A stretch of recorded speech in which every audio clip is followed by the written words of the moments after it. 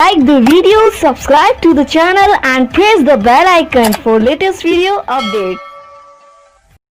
Students, आज का अपना टॉपिक है अति संभाव्य गतिज ऊर्जा और मैक्सवेल वक्र। अब देखिए, अभिक्रिया मिश्रण के अंदर अभिकारक जो है उसके सभी अणुओं की गतिज ऊर्जा समान नहीं होती है। अभिक्रिया मिश्रण के अंदर अभिकारक के असंख्य अणु होते हैं। मान लो 1 मोल अणु है, 1 मोल के अंदर कितने 6.023 इंटू 10 की पावर 23 अणु हो जाते हैं, तो करोड़ों में हो गई संख्या। अब उसमें जितने भी अणु उनकी गतिज ऊर्जा समान नहीं होती, और गतिज ऊर्जा समान नहीं होती है तो कोई एक अणु जो है उसकी शुद्धता से हम लोग उसके व्यवहार की शुद्धता ज्ञात नहीं कर पाते हैं। इसलिए दो वैज्ञानिक हुए, मैक्सवेल और बोल्ट्जमान। इन्होंने ई ऊर्जा वाले अणुओं की संख्या के अंश और गतिज ऊर्जा के बीच में आरेख खींचा। ई ऊर्जा वाले अणुओं की संख्या का अंश कितना है, Ne/Nt। Ne तो क्या है, ई ऊर्जा वाले अणुओं की संख्या, और Nt है कुल अणुओं की संख्या। मान लो किसी कक्षा में 100 छात्र हैं और उनमें से 70% वाले 30 छात्र हैं, तो हम लोगों को कहा जाए कि 70% वाले छात्रों की संख्या का अंश निकालें, तो अपन क्या करेंगे, 70/100। तो उसी तरह से ई ऊर्जा वाले अणुओं की संख्या अपॉन कुल अणुओं की संख्या निकाल दी, तो इसका अंश आ गया। इसके बीच में आरेख खींचा।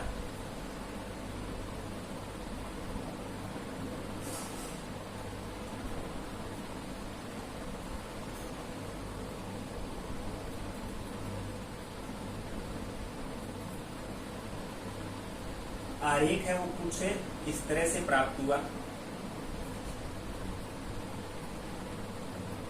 इस वक्र का जो शीर्ष है इसे बोला जाता है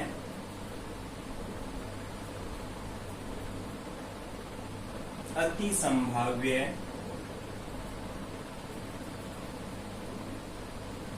गतिज ऊर्जा, और ये जो शीर्ष है ये सर्वाधिक अणुओं की संख्या को प्रदर्शित करता है। ऐसे अणु जिनकी गतिज ऊर्जा, इस गतिज ऊर्जा वाले अणुओं की सर्वाधिक संख्या वो यहीं पर है। इससे कम गतिज ऊर्जा वाले अणुओं की संख्या भी कम है, और इससे अधिक, इधर जाने तो गतिज ऊर्जा बढ़ रही है लेकिन अणुओं की संख्या कम हो रही है, तो इससे अधिक गतिज ऊर्जा वाले अणुओं की संख्या भी क्या है, कम है, और इससे कम गतिज ऊर्जा वाले अणुओं की संख्या भी कम है। इसलिए ये सर्वाधिक अणुओं की संख्या, सबसे ज्यादा अणु जो है उनकी संख्या को प्रदर्शित करता है, इसलिए इसको बोलते हैं अति संभाव्य गतिज ऊर्जा।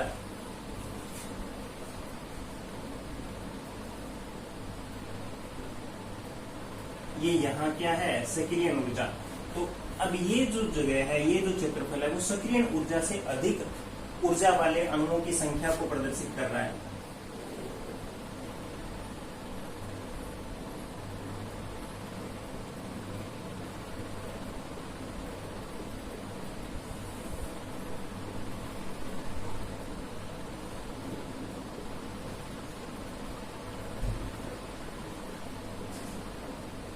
सक्रिय ऊर्जा से अधिक ऊर्जा वाले अणुओं की संख्या। और सक्रिय ऊर्जा क्या होती है कि सक्रिय ऊर्जा किसे कहेंगे, वह न्यूनतम अतिरिक्त ऊर्जा जो अभिकारक अणुओं को उत्पाद में बदल दे, वो क्या कहलाएगी, वह ऊर्जा जो अभिकारक अणुओं को उत्पाद में बदलने के लिए पर्याप्त होती है, उसको क्या बोलेंगे, सक्रिय ऊर्जा। सक्रिय ऊर्जा से ज्यादा ऊर्जा हो गई तो अभिकारक के अणु आसानी से उत्पाद में परिवर्तित हो जाएंगे। अब देखिए, यदि ताप को बढ़ाएं, ताप में क्या करें, वृद्धि करें, ताप में वृद्धि करें, तो इस वक्र का जो क्षेत्रफल है वो अधिक गतिज ऊर्जा मान की ओर विस्थापित हो जाता है। इस वक्र का क्षेत्रफल इस ओर विस्थापित हो जाएगा, और इस ओर विस्थापित हो जाएगा तो अभिकारक के जो अणु जो उत्पाद में बदल रहे हैं उनकी संख्या पहले की तुलना में क्या हो जाती है, लगभग दोगुनी हो जाती है। और हम लोग जानते हैं कि कुल संभाव्यता वो क्या रहती है, समान रहती है। इसलिए वक्र का क्षेत्रफल भी, टोटल क्षेत्रफल है वो भी क्या रहेगा, समान रहेगा। ताप में वृद्धि से गतिज ऊर्जा बढ़ेगी, गतिज ऊर्जा बढ़ेगी तो ऐसे अणु जो अभिकारक से उत्पाद में आसानी से बदल जाएं, उनकी संख्या में भी क्या होगी, वृद्धि होगी। अपन पहले भी पढ़ चुके हैं कि किसी अभिक्रिया के ताप में 10 डिग्री सेंटीग्रेड वृद्धि की जाए तो अभिक्रिया का वेग पहले की तुलना में लगभग क्या हो जाता है, 2 गुना हो जाता है। तो इस समय ये आरेख कैसे आएगा,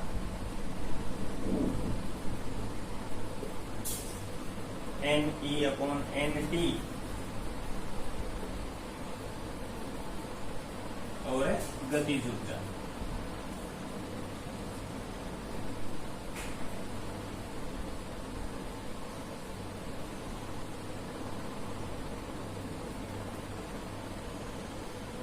ये तो वही अति संभाव्य गतिज ऊर्जा है।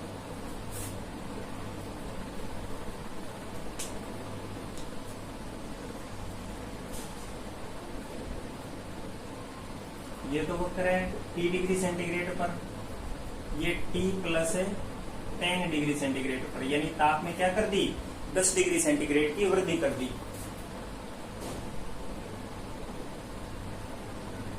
ये क्या है, T प्लस 10 डिग्री सेंटीग्रेड, यानी 10 डिग्री सेंटीग्रेड ताप में वृद्धि करने पर अभिकारक से उत्पाद में बदलने वाले अणुओं की अतिरिक्त संख्या है। यानी इससे स्पष्ट होता है कि ताप में यदि वृद्धि करें तो अभिक्रिया के वेग में वृद्धि हो जाएगी, क्योंकि सक्रियण ऊर्जा या उससे अधिक ऊर्जा वाले अणुओं की संख्या में वृद्धि होती है। तो ये अति संभाव्य गतिज ऊर्जा और मैक्सवेल वक्र है।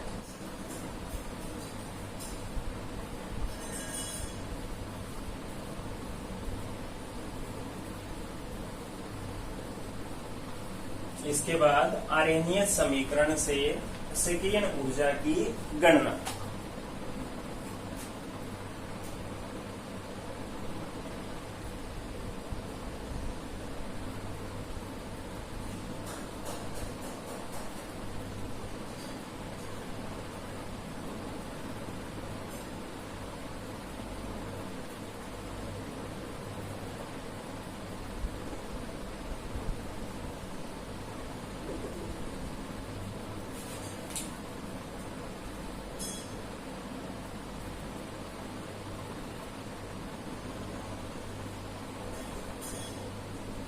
आरेनियस समीकरण से क्या थी ये, K बराबर A एक्सपोनेंशियल माइनस EA/RT।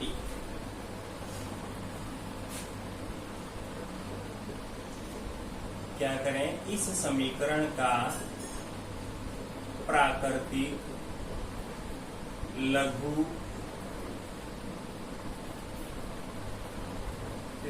प्राकृतिक लॉग लेने पर क्या हो जाएगी,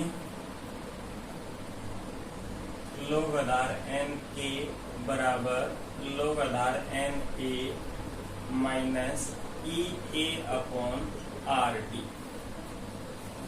अब इससे पहले लॉग आधार n क्यों नहीं है, अभी देखो 1 log आधार n होता है एक्सपोनेंशियल। इसकी जगह, इस e की जगह अपना 1 एक्सपोनेंशियल की जगह 1 log आधार n लिख सकते हैं, और इधर log आधार n कट गया, इसलिए क्या बचा, माइनस EA/RT।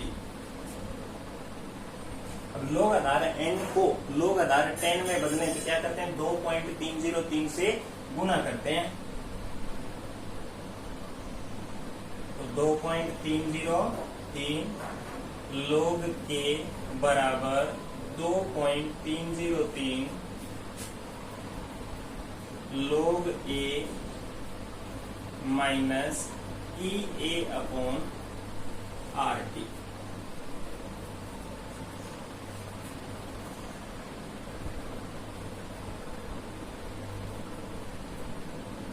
इस समीकरण के दोनों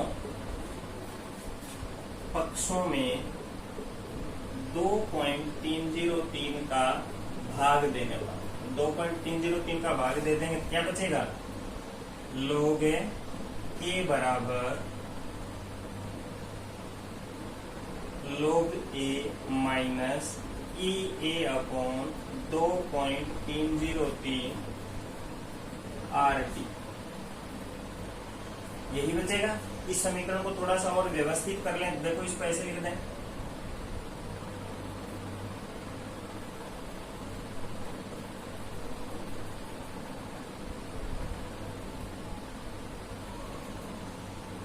log a बराबर माइनस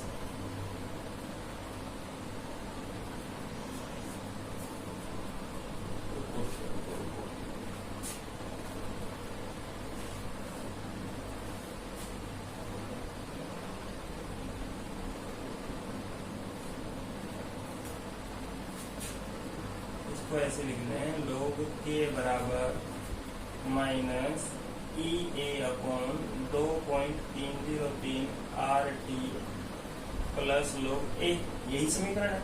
इसको इधर लिख दिया, अभी क्या फर्क पड़ा। समीकरण नंबर 1। अब ये जो समीकरण है y बराबर माइनस एम एक्स प्लस सी, एक सरल समीकरण के क्या है, समतुल्य है, उस सरल समीकरण के जैसी है। अब इस समीकरण के अनुसार y और x के बीच में आरेख खींचें तो एक सरल रेखा प्राप्त होती है, यानी log k और 1/t।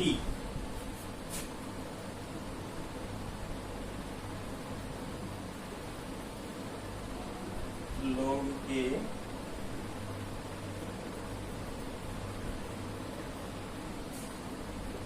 और 1/t के बीच में आरेख खींचे तो एक सरल रेखा प्राप्त होगी। इस रेखा के ढाल से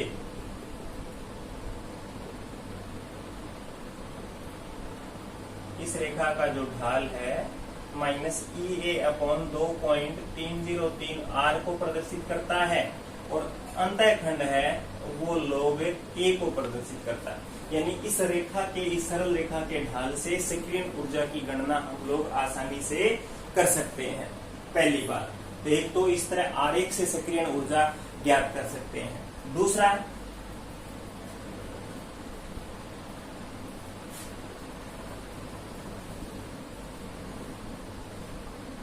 ये समीकरण 1 है, अपने समीकरण 1 ध्यान रखो।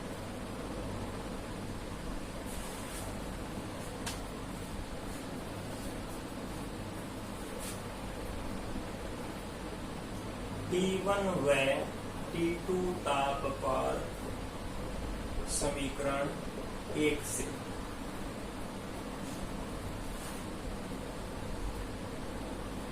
T1 ताप पर वेग नियतांक log k1 हो जाएगा। log k1 बराबर minus E A upon 2.303 R T1 plus log a, समीकरण नंबर होगी 2। T2 ताप पर ये हो जाएगी log k2 बराबर minus E A upon 2.303 R T2 plus log a, समीकरण नंबर 3।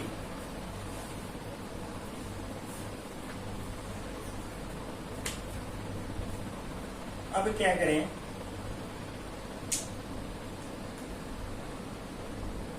समीकरण 3 में से 2 को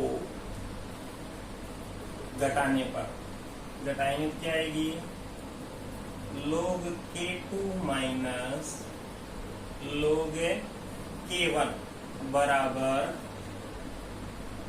minus E A upon 2.303 R T2 plus log a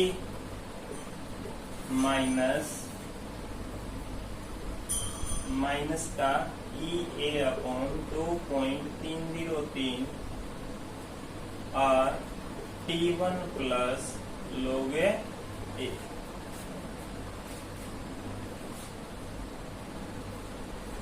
log k2 minus log k1 बराबर minus E A upon 2.303 R T2 plus log a, minus minus plus हो गया।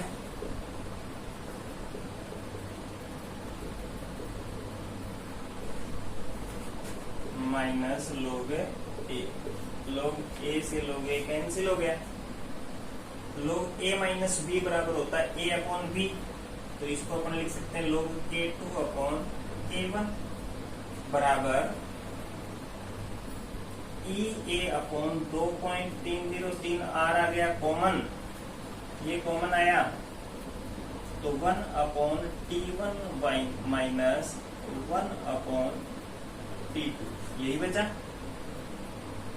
तो log k2 upon k1 बराबर e a upon 2.303 r, t1 t2 तो आ गया लघुत्तम, तो t2 minus t1, ये होगी समीकरण नंबर 3। समीकरण 3 से हम लोग आसानी से सक्रियण ऊर्जा की गणना कर सकते हैं। इसी तरह सक्रियण ऊर्जा की गणना सही समीकरण से ना करें तो आरेख बनाकर उस आरेख के जो सरल रेखा प्राप्त होगी उस रेखा के ढाल से भी सक्रियण ऊर्जा ज्ञात कर सकते हैं।